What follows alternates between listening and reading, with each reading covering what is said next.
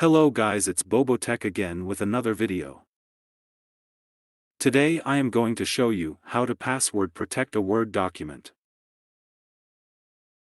First, open the Office document you would like to protect.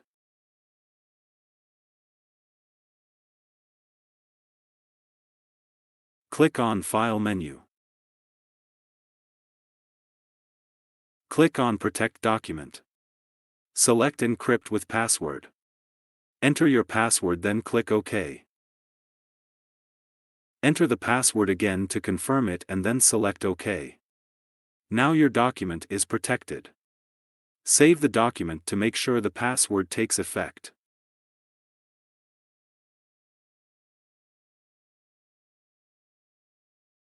Please save the password somewhere safe. Because each time you open the document, Microsoft Word will asking you to enter your password.